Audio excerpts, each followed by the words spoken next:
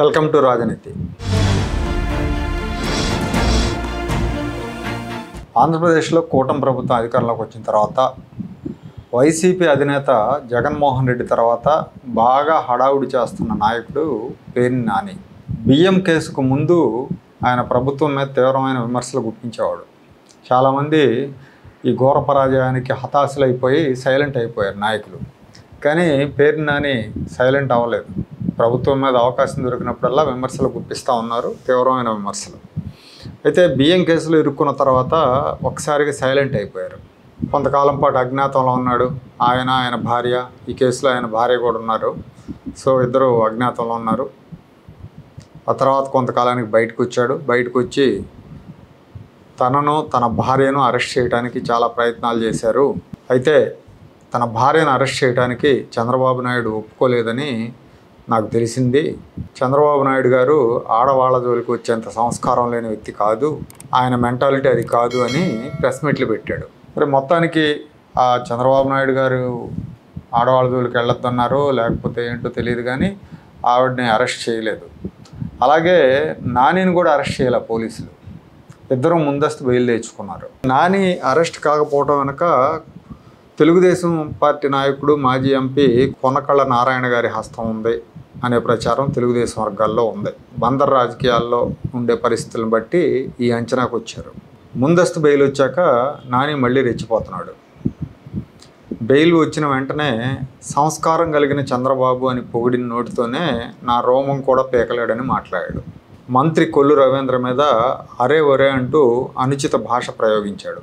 రిమాండ్లో ఉన్న వంశీ, గన్నవరం వంశీ వైద్య పరీక్షల కోసం విజయవాడ ప్రభుత్వ ఆసుపత్రికి వస్తే అక్కడ ఈయనకు అన్నీ బాగానే ఉన్నాయి, ప్రాబ్లమ్స్ ఏం లేవని డాక్టర్ల సర్టిఫికెట్ ఇచ్చారు. దాని మీద కూడా నాని రెచ్చిపోయాడు. ఆసుపత్రి సూపరింటెండెంట్ మీద, అక్కడ సూపరింటెండెంట్ అనస్థీషియా డాక్టరు, అతన్ని మత్తోడని భూతిపద ప్రయోగాలు చేశాడు అతని మీద మీడియా ముందే. అతని సంగతి తేలుస్తాయని అతి చేశాడు. ఆ తర్వాత కూడా అనేక సందర్భాల్లో అతిగా స్పందిస్తున్నాడు. వాస్తవానికి ఇతన్ని కంట్రోల్ చేయాల్సిన బాధ్యత బందర్లో ఆయనకు ప్రత్యర్థిగా ఉన్న మంత్రి కొల్లు రవీంద్రదే. 14-19 మధ్య తెలుగుదేశం అధికారంలో ఉన్నప్పుడు, కొల్లు రవీంద్ర ఎమ్మెల్యేగా మంత్రిగా ఉన్నప్పుడు నాని జోలికి వెళ్ళలేదు, పద్ధతిగా రాజకీయం చేశాడు. కానీ 2019-24 మధ్య నాని మంత్రిగా ఉన్నప్పుడు, వైసీపీ అధికారంలో ఉన్నప్పుడు నాని రవీంద్రను వేధించాడు, తెలుగుదేశం పార్టీ క్యాడర్ని వేధించాడు.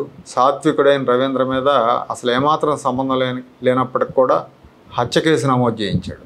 నాని కొడుకు కృష్ణమూర్తి రాజ్యాంగేతర శక్తిగా మారాడు, తెలుగుదేశం వాళ్ళ మీద దాడులు చేశాడు.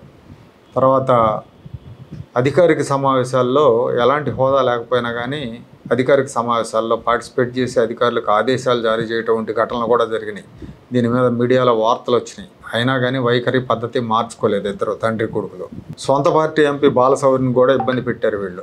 ఆయన కాన్స్టిట్యున్సీలో తిరగకుండా అడ్డుకున్నారు. నాని 5 ఏళ్ళు చేసిన అరాచకానికి రవీంద్ర వెంటపడాలి ఇవాళ. కానీ రవీంద్ర ఆ తరహా రాజకీయాలకు పనికిరాడు. అందుకే నాని రెచ్చిపోతున్నాడు. రవీంద్రను బూతులు తిడుతున్నాడు. రేషన్ బియ్యం వ్యవహారంలో మా తప్పు లేదు, మమ్మల్ని అన్యాయంగా ఇరికించారు అని చెప్తున్నాడు. మరి తన భార్య పేరుతో ఉన్న గోడౌన్లో అక్రమంగా బియ్యం నిల్వ ఉంచినప్పుడు ఎవరి ప్రమేయంతో జరిగి ఉంటుంది? అది వాళ్ళకి తెలియకుండా నేను లేకపోతే ఇంకొకళ్ళు వెళ్ళి బియ్యం అక్కడ నిల్వ చేయలేరు కదా. దొరికిపోయిన తర్వాత మాకు సంబంధం లేదు అంటే ఎలా నమ్ముతారు?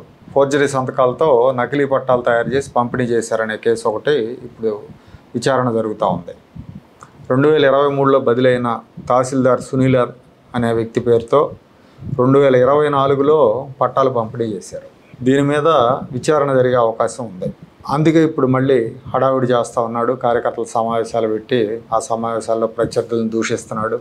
ముందస్తు బెయిల్ కోసం కోర్టుకు వెళ్ళారు. అయితే హైకోర్టు ముందస్తు బెయిల్ ఇవ్వడానికి నిరాకరించింది. ఇంకా కేసు పెట్టకుండా మీకు బెయిల్ ఎలా ఇస్తాం, అపరిపక్వ దశలో మీరు కోర్టుకు వచ్చారని జడ్జి గారు వ్యాఖ్యానించారు. సరే, కార్యకర్తల సమావేశంలో అయితే రెచ్చిపోయి యథావిధిగా మాట్లాడాడు. ఆ లోకల్గా ఉండే సిఐని వాడు వీడు అని సంబోధించాడు. నా జీవితంలో అయితే అంటే ఏ పగోడికి కూడా రాకూడదు. భార్యను తీసుకుని దాక్కుంటూ రోజుకు లేదా 2 రోజులకు ఒక ఇంట్లోనో ఒక చోట్లోనో ఉంటూ 15 రోజులు తిరగటం అనేది నిజంగా ఆ రోజే నేను మానసికంగా చచ్చిపోవాలి, రాజకీయంలోంచి మానేయాలి. ఎవరికి రాకూడనటువంటి దుస్థితి అది. నా భార్యని పోలీస్ స్టేషన్కి పిలిచి 4 గంటల పాటు ఇష్టం వచ్చినట్టు మాట్లాడాడు సిఐ గారు. రోజు ఇది నడుస్తుంది. దీనికి సమాధానం చెప్పే రోజు, వాతకి 10 వాతలు పెట్టే రోజు ఖచ్చితంగా వస్తుందనే ఊరుకున్నాను. చూసారుగా వీడియో. నాకు వచ్చిన కష్టం ఏ పగోడికి కూడా రాకూడదు. భార్యను తీసుకొని 2 రోజులకు ఒక చోట మారాల్సి వచ్చింది బియ్యం కేసు వ్యవహారంలో అని నాని చెప్తున్నారు. తప్పు చేయనప్పుడు పారిపోవాల్సిన పని ఏంటి? ఆయన చెప్తున్నట్టు మా తప్పేం లేదని చెప్తున్నారు. అలాంటప్పుడు పారిపోవాల్సిన పని ఏంటి? దమ్ముగా నిలబడి కోర్టులో ఛాలెంజ్ చేయొచ్చు కదా. 15 రోజులు అజ్ఞాతంలో ఉన్నాం, ఆ రోజే మానసికంగా చచ్చిపోవాలి, రాజకీయాల్లోంచి మానేయాలి, ఎవరికి రాకూడని దుస్థితి వచ్చింది అని నాని అన్నారు. మానసికంగా చచ్చిపోయే పరిస్థితి, రాజకీయాలు మానేసే పరిస్థితి, బయటకు మొహం చూపించలేని పరిస్థితి ఇప్పుడు కాదు, ఆయనకి కొన్నేళ్ల క్రితమే వచ్చింది. కానీ ఆ పరిస్థితి వచ్చిందని ఆయన ప్రజలకు మొహం చూపించకుండా ఉండలేదు, రాజకీయాలు మానేయలేదు కూడా. అలాంటి పరిస్థితిని ఎదుర్కొన్న వ్యక్తికి ఇదొక పెద్ద లెక్క కాదు. తర్వాత తిరిగి సమాధానం చెప్పే రోజు వస్తుంది, వాతకు 10 వాతలు పెడతామని నాని అన్నారు. ఇప్పుడు జరుగుతుంది అదే. 5 ఏళ్ళు వీళ్ళు పెట్టిన వాతలకి ప్రతిగా మళ్ళీ వాతలు పెడుతున్నారు, చట్టబద్ధంగా పెడుతున్నారు, తప్పులు చేసిన వాళ్ళకి పెడుతున్నారు, ఇరికించి పెట్టలేదు. వాతకు 10 వాతలు పెట్టాలని తెలుగుదేశం కార్యకర్తలు కోరుకుంటున్నా వీళ్ళు మాత్రం చట్ట ప్రకారం ముందుకెళ్తున్నారు. అయితే కేడర్ అభిప్రాయం ఎలా ఉందంటే కొల్లు రవీంద్ర అనుకున్నంత దూకుడుగా లేడు, దాని మూలంగానే ఇతను రెచ్చిపోతున్నాడు అనేది cadre opinion.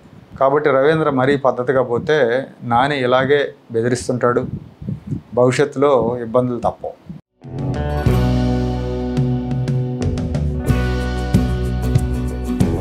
Like, share and subscribe to Rajaniti channel.